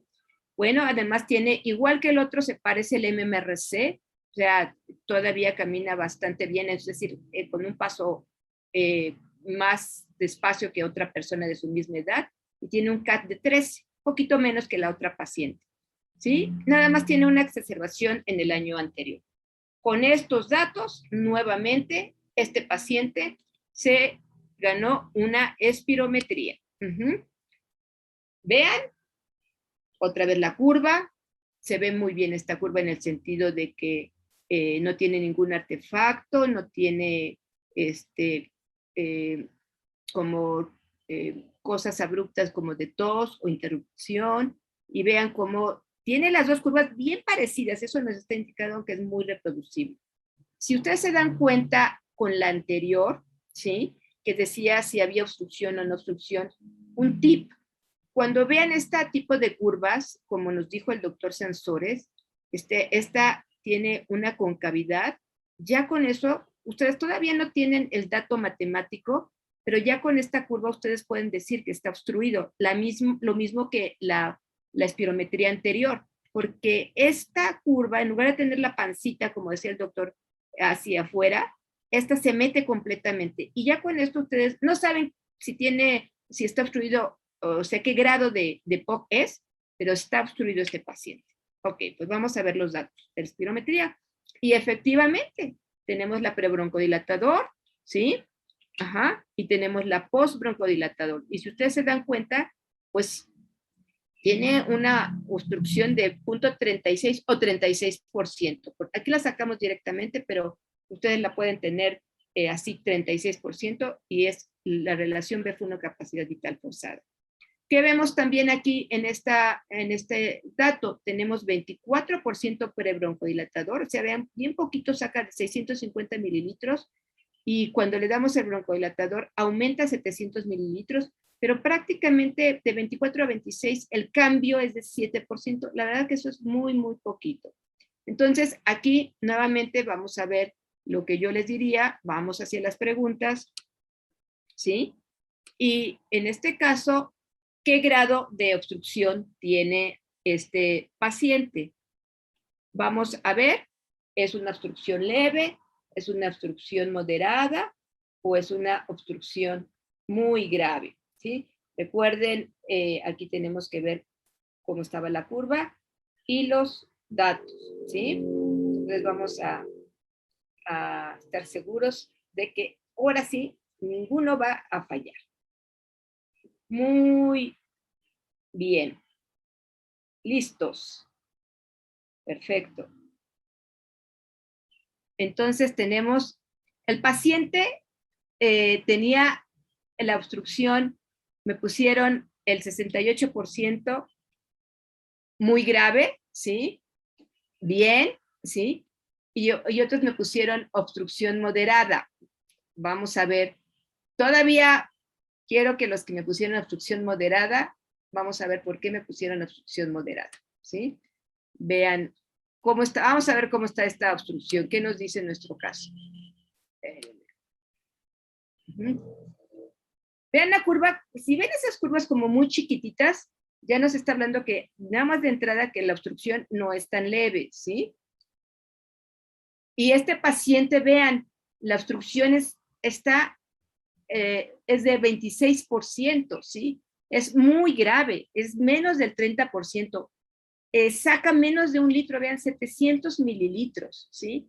Entonces, yo sé que estos datos, o sea, esta tablita sí se la tienen que aprender, pero menos del 30% es obstrucción muy grave. Y sí, la verdad que hay mucha diferencia entre tener 700 mililitros y, por ejemplo, el Gold 3, que es grave, ¿sí? Va de 50 a 30, ¿sí? Entonces, este paciente, pues, no es grave. Y moderada, fíjense cómo es más amplio, de 50 a 80. Eso es una gran diferencia. Entonces, sí hay que aprenderse esa tablita para que no haya dudas sobre el tipo de paciente que tienen. Sí, vean, les dieron el broncodilatador y la verdad no revierte. Acuérdense que el doctor nos habló de un 12% para determinar si tienen reversibilidad. Bien, el caso 3. Una femenina de 62 años fumó 9 cigarros por 49 años, ¿sí? Diabética y tiene un MMRC de 3. Quiere decir que sí, que esta paciente ya se tiene que parar para caminar. Tiene una exacerbación del año previo y dice que refiere tos productiva de predominio matutino y cuando se da su acción de broncodilatador corta, que es SABA, es cuando mejora. Nuevamente se ha ganado una espirometría, ¿sí? Esta curva se parece a la otra, pero está un poquito más grandecita que la otra. Vamos a ver los valores, ¿sí? Los valores. Vean, tenemos nuevamente la relación BF1 capacidad vital forzada, que es lo que primero se tiene que fijar. Prebroncodilatador, postbroncodilatador, 32%, ¿sí? Y cuando vemos el BF1 de esta paciente, ¿cuánto tiene? 850, se parece a la otra, si se dan cuenta. El otro era en 700, este son 810. Y queda en 30%. Entonces, vamos a ver qué grado de EPOC es este. ¿Qué grado de obstrucción tiene este paciente? ¿Leve, moderado o grave? Corre tiempo. Me pusieron muy grave, muy poquitos, moderada y grave. Efectivamente, en este caso, nuestra obstrucción es grave. Vamos a ver por qué. Vamos a ver.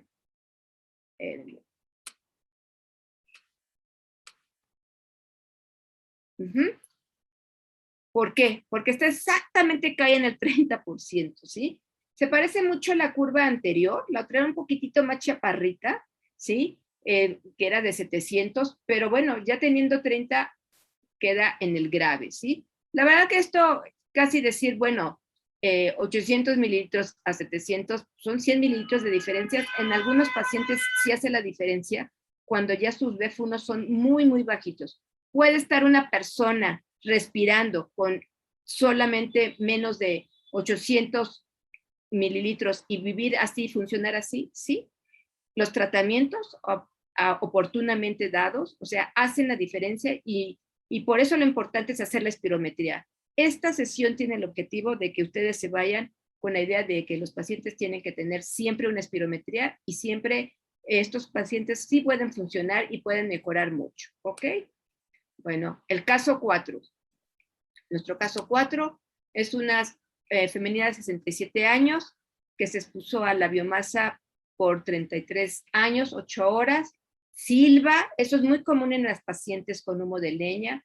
Eso no lo voy a tomar en cuenta para esta plática, pero sí es de referencia porque también hay que buscar eosinófilos. Hoy por hoy también es un marcador para exacerbaciones, ¿sí? Y tiene IgE 207. Tiene un MMRC2 y un CAT de 12. Y solo una exacerbación del año previo. Pues necesita su espirometría, ¿ok? Ya la vemos aquí. Y veamos nuevamente los números.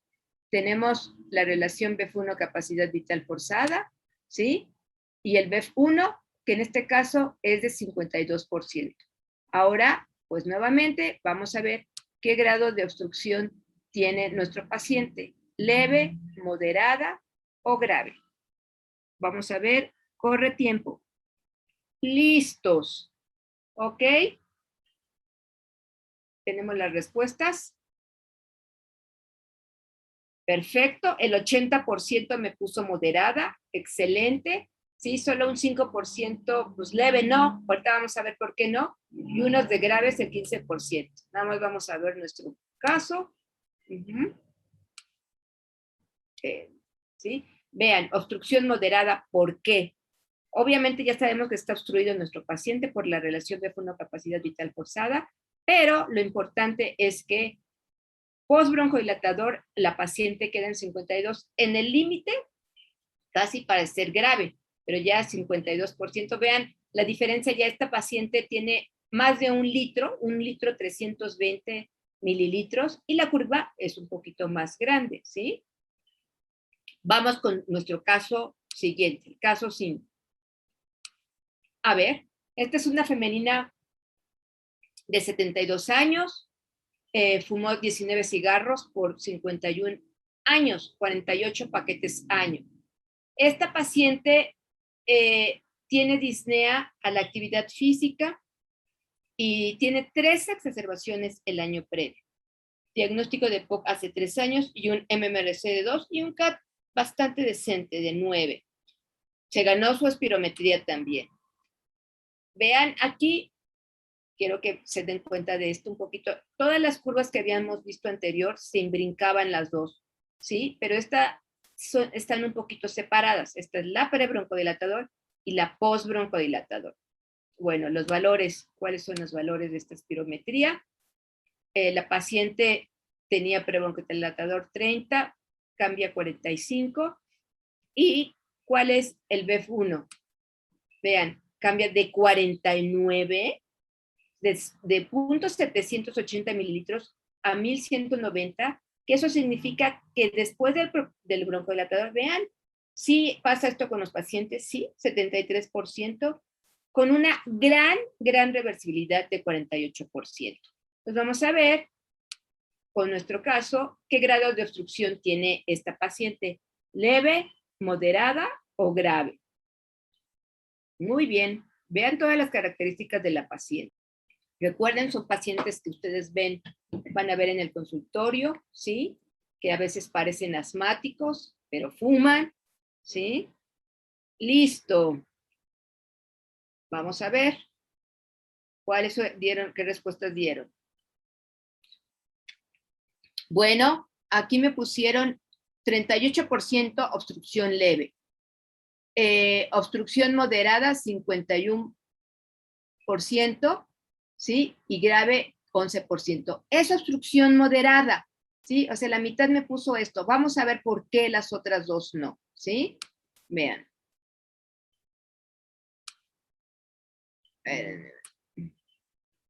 Fíjense.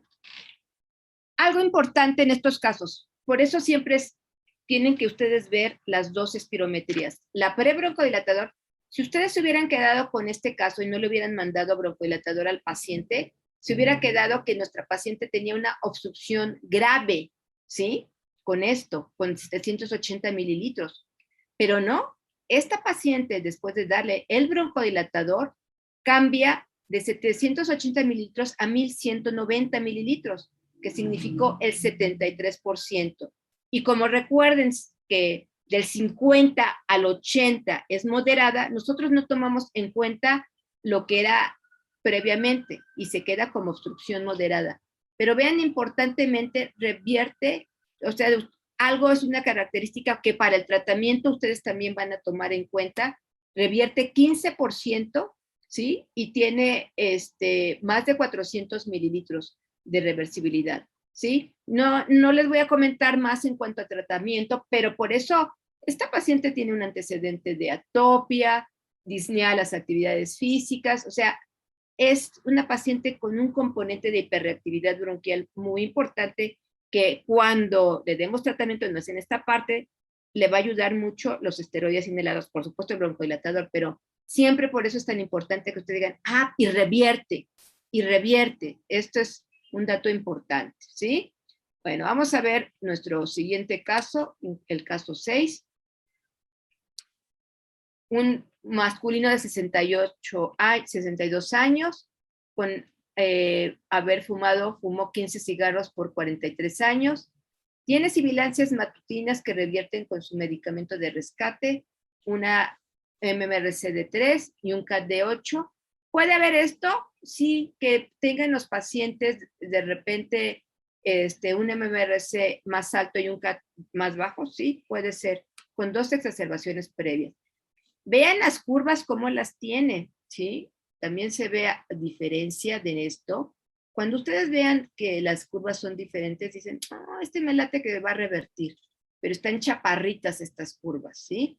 Y bueno, vamos a ver los datos de este paciente. ¿Cómo cambia la relación? De 480 o 48% sube a 57%, pero se mantiene, por supuesto, obstruido. Vean, de 1 litro que tenía este paciente, vean, wow, sube de 34% de su porcentaje predicho, sube a 1620. Muy buena respuesta, 54%. Esto es muchísimo, ¿sí? Tanto en la capacidad vital forzada y el 57% del BFUN. O sea, la postbroncodilatadora es 54%. Entonces, vamos con nuestras preguntas. Ahí, le puedo ver. ¿Qué grado de obstrucción tiene este paciente? ¿Leve, moderada o grave? Hasta nos vamos a ir más rápido porque yo estoy segura que ya lo van a saber todos súper bien. Muy bien. ¿Listos? Perfecto. 81%. Esperemos que la próxima sesión ya va a ser todos el 100% que digan moderada, ¿sí? Y ya menos que digan leve y grave, ¿sí? A veces puede ser hasta error al picarle. Vamos a pensar que eso fue, ¿sí? Vamos a ver nuevamente el caso. Vean qué dice nuestro comentario. Obstrucción grave, ¿sí? Porque vean cómo, o sea, si nosotros lo hubiéramos dejado sin darle un broncodilatador, se queda con bien poquito, 34%, ¿sí? que revierte a una obstrucción moderada, si se dan cuenta, se parecen mucho al otro caso, ¿sí? Pero el porcentaje todavía de reversibilidad es muchísimo mayor.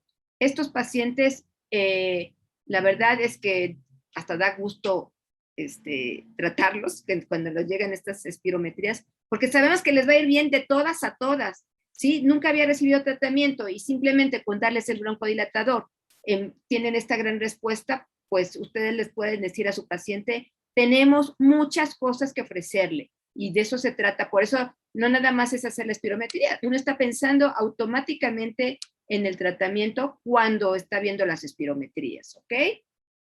Bueno, y con todos estos antecedentes. Vamos por nuestro caso 7.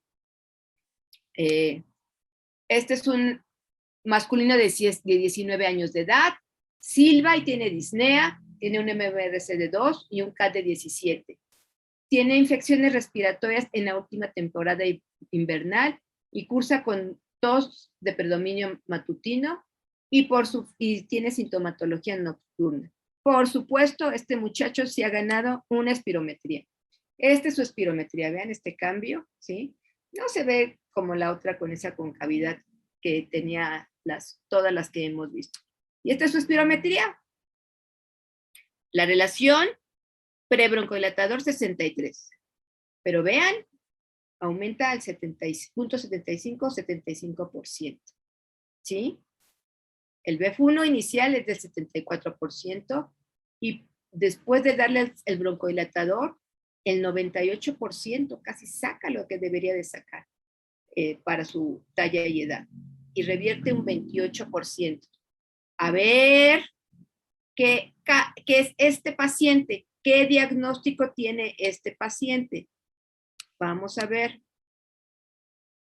Grado de obstrucción que tiene este paciente. Sin obstrucción, obstrucción moderada o obstrucción grave. A ver, veamos. Yo creo que van a acabar muy rápido de contestar este caso. ¿Qué tiene este paciente? Perfecto, 72% sin obstrucción. Me hubiera gustado que el 100% dijera sin obstrucción, ¿sí? Pero bueno, vamos a ver por qué nos dijeron un 25% que tiene obstrucción moderada y otro grave. Yo creo que ese fue un dedazo. Vean este paciente. Primero, ojo, es un muchacho de 19 años de edad, ¿sí?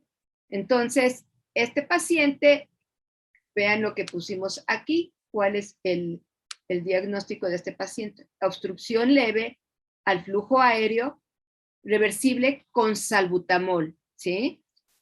Asma. ¿Por qué podemos decir con toda seguridad que tiene asma? Primero, la respuesta es correcta. Sin obstrucción, los que la mayoría pusieron sin obstrucción, ¿sí? Es un muchacho de 19 años. Nunca vamos a tener un muchacho con EPOC de 19 años, para que lo sepan, ¿sí? Pero sí, y tiene silbidos, ¿sí? Este paciente que tiene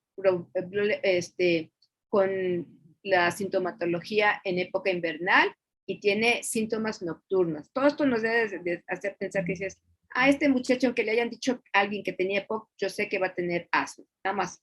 Pero además su espirometría es literal una espirometría de asma. Pero lo importante es que si nosotros nos hubiéramos quedado nuevamente con la pura prebroncodilatador, pues lo vemos obstruido. ¿Por qué? Porque acuérdense que el diagnóstico de obstrucción se hace con la relación BF1 capacidad vital forzada. Pero cuando le damos el broncodilatador, pues se quita esa obstrucción, como les había dicho el doctor Sansores. Ya no hay obstrucción. Este paciente no tiene EPOC, primero por su edad, ¿sí? Pero además, pues porque no está obstruido. Entonces, este paciente, agua pasa por mi casa, esta parte de las enfermedades obstructivas, el asma, y en este caso, pues revierte completamente. ¿Ok? Nuestro último caso. Este es una femenina de 48 años de edad que fumó tabaquismo de 10 cigarros por 20 años, tiene un MRC de 3 y un CAT de 12, ¿sí? Entonces sí le falta el aire, ¿sí? Tiene tos crónica productiva y disnea en crisis. Se ganó su espirometría porque fumó. ¿sí? Una persona que fuma se gana su espirometría. Vamos a ver la curva. 10 paquetes años, ¿se dan cuenta ustedes? No son los paquetes que estamos viendo en las otras casos que yo les presenté, no son tanto. Nuevamente, tiene, si ustedes ven esto, dicen, esta paciente va a revertir. Y si nosotros vemos los datos de esta paciente, vean que tiene. La relación B1 capacidad vital inicial de 64, que cambia a 75%. Aguas, 75%. El BF1 inicial prebroncodilatador es 79 y que mejora hasta el 100%, con una reversibilidad del 27%. Entonces, ¿qué tenemos? ¿Qué es esta paciente con estos datos? Obstrucción moderada, obstrucción grave, no EPOC. Ustedes díganme qué caso tienen delante de ustedes. Una persona que fuma, ¿sí? De 40 y tantos años de edad, ¿sí? Y con esa espirometría le dan el diagnóstico de EPOC, no se lo dan, es obstrucción moderada o grave. A ver, tiempo. La respuesta.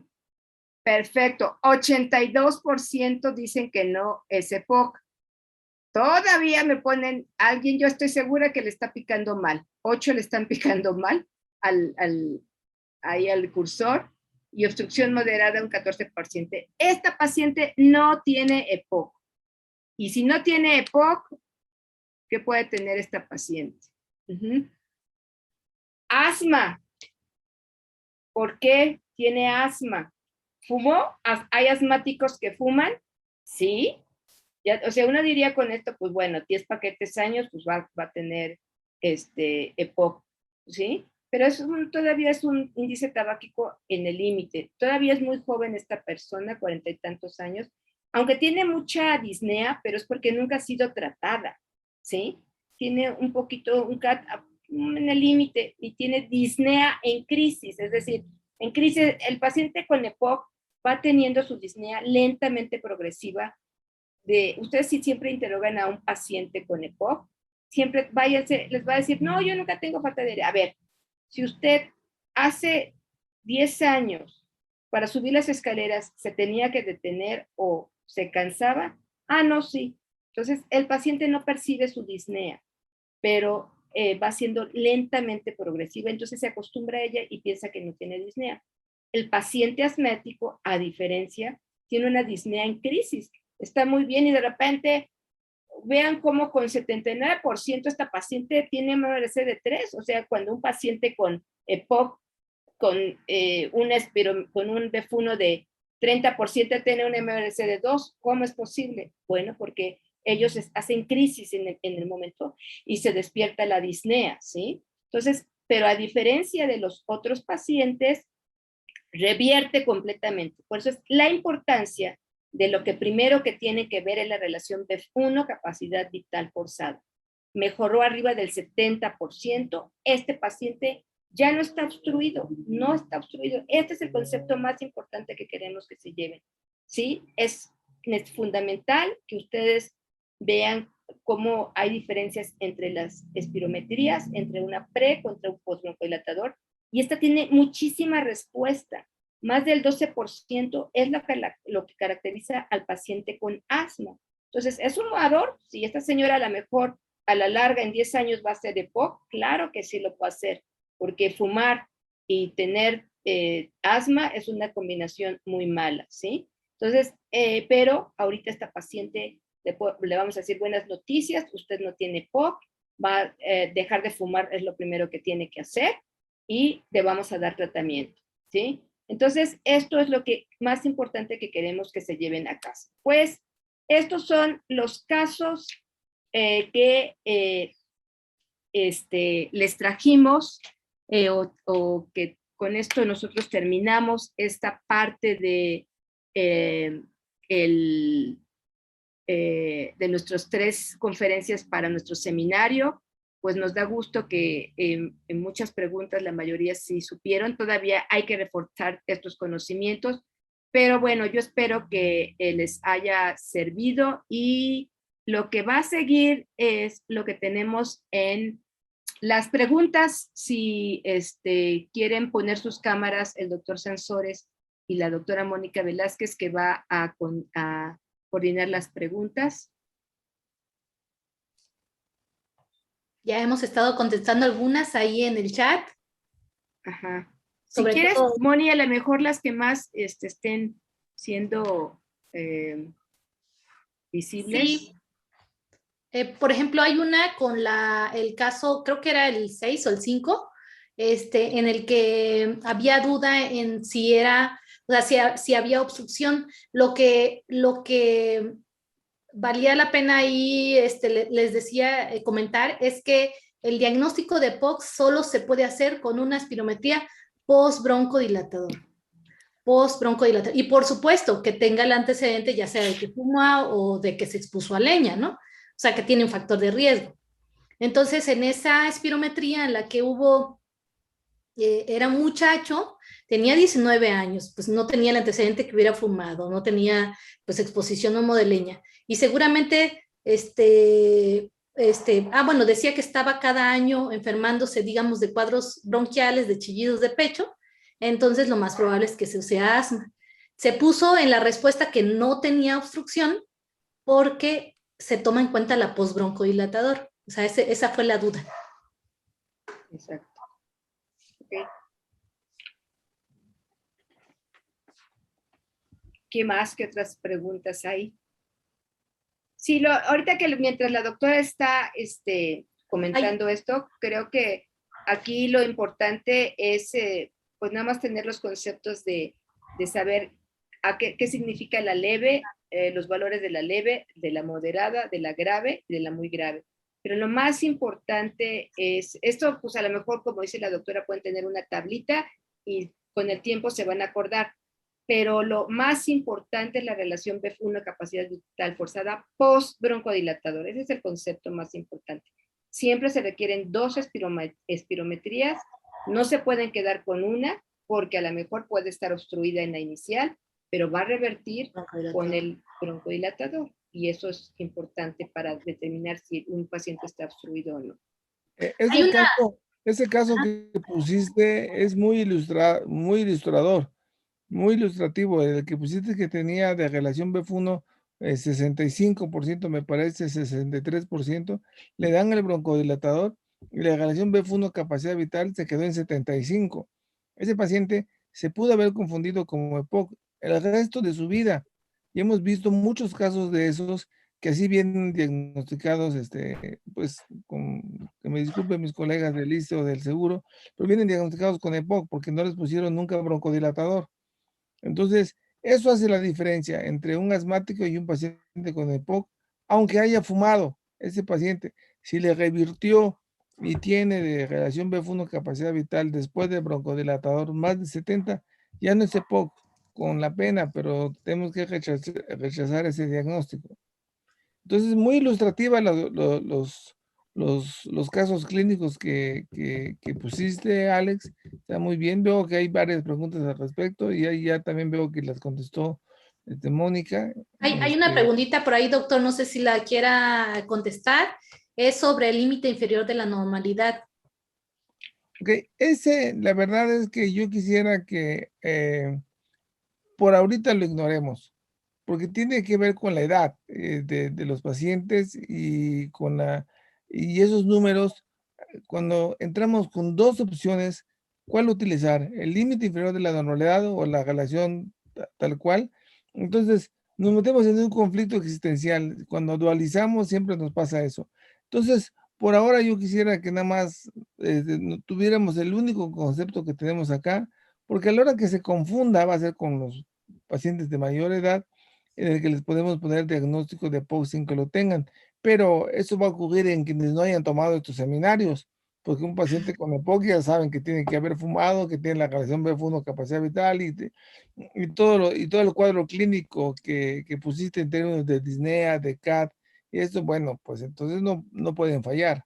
Entonces, tenemos una charla de este concepto de límite inferior de la normalidad, creo que lo pusimos en el congreso pasado y que fue bastante interesante, pero nuestra percepción fue que los escuchantes, los participantes terminaron un poco más confundidos.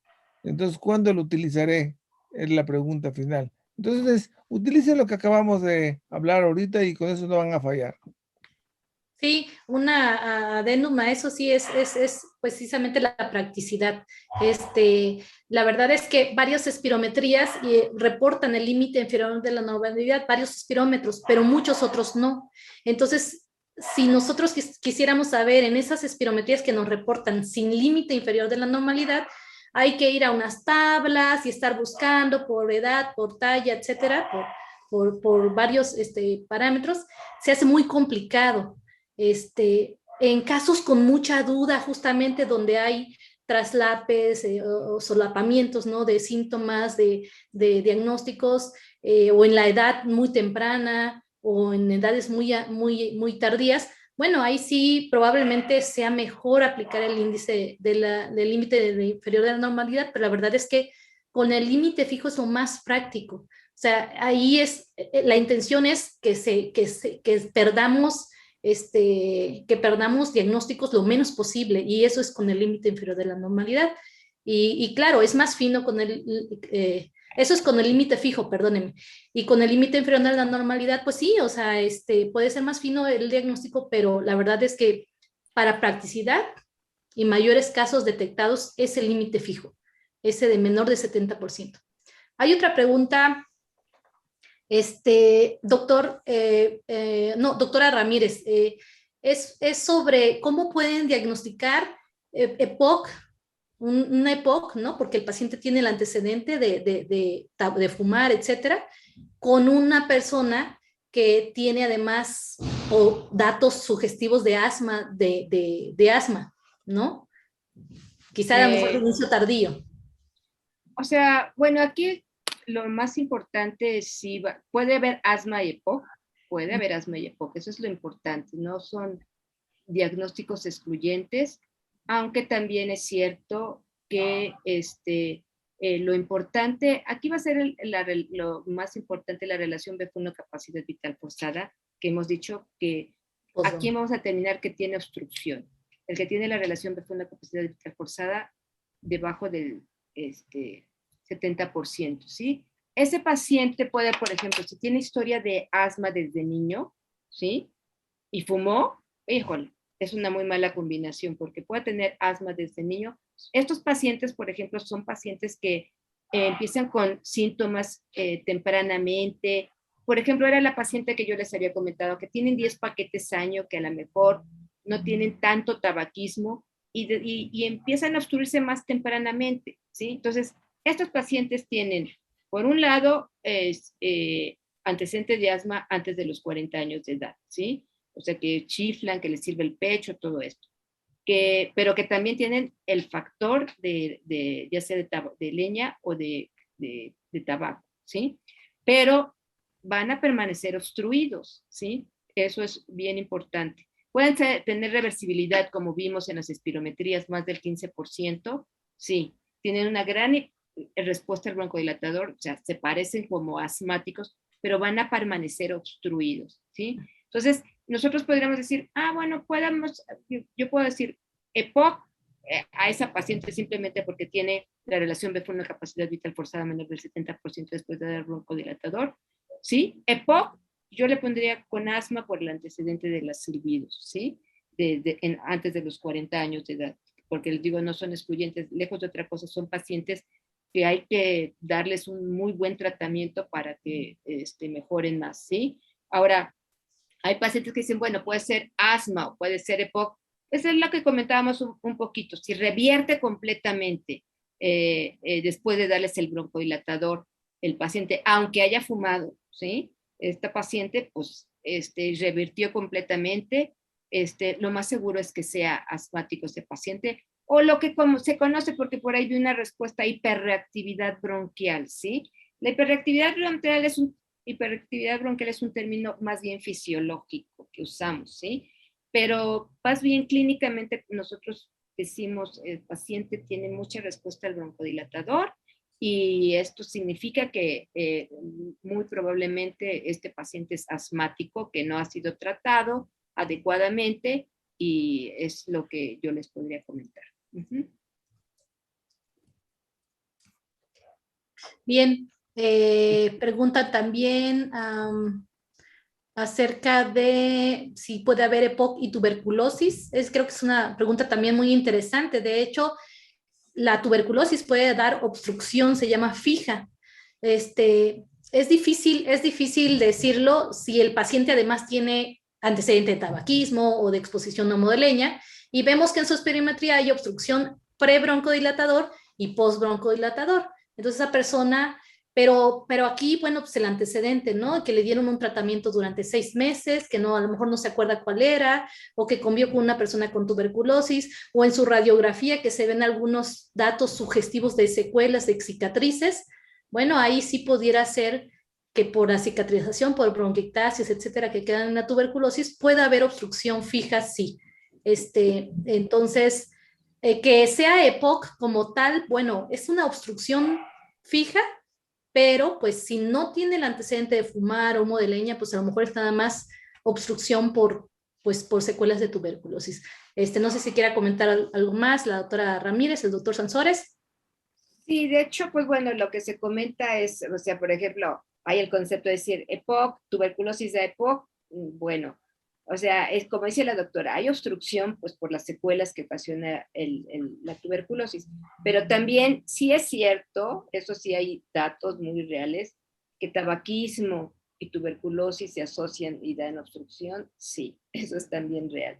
O sea, por ejemplo, en un estudio de casos y controles ahí en el INER, precisamente se vio la exposición, el antecedente de haber fumado y esos pacientes, pues además tenían obstrucción y tenían tuberculosis, ¿sí? O sea, sí se puede tratar las dos situaciones en particular, pero bueno, nosotros hablamos siempre de la EPOC en particular cuando hablamos del antecedente de tabaquismo o el antecedente de humo de leña.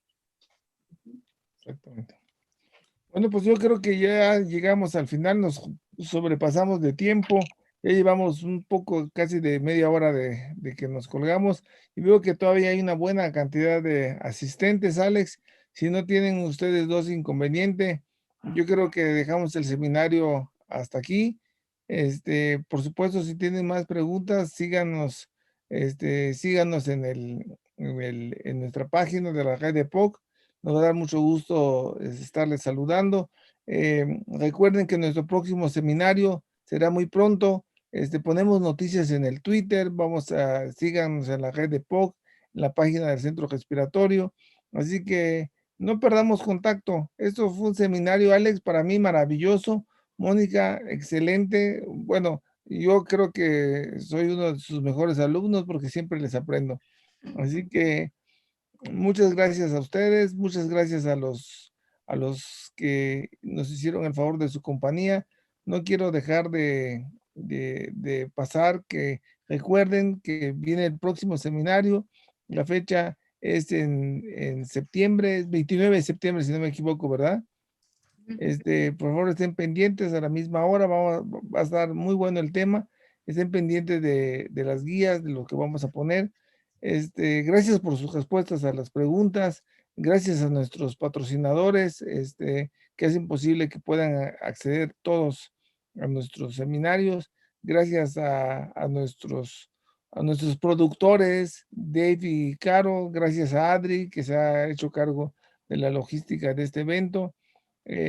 Bueno, detrás de este evento que ven ustedes la cara bonita de la doctora Alejandra y la doctora Mónica, bueno, pues hay mucha gente detrás que está haciendo posible que en términos tecnológicos y de infraestructura esto pueda llevarse a cabo.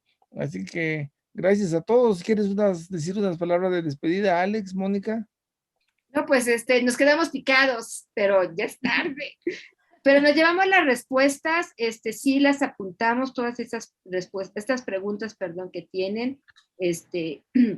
Vamos a ver cómo interaccionamos para que ustedes, todas esas dudas que tienen, pues puedan ser contestadas, pero bueno, no podríamos tener tampoco todo el tiempo para esto. Pero bueno, esperamos verlos en el seminario. Necesitan sus 3 seminarios para la constancia con los puntos de CONAMEG, ¿sí? Pues bueno, son 2 horitas al mes, así es que está fácil. Ahí los vemos en el mes que entra. Muchas gracias por su asistencia a todos.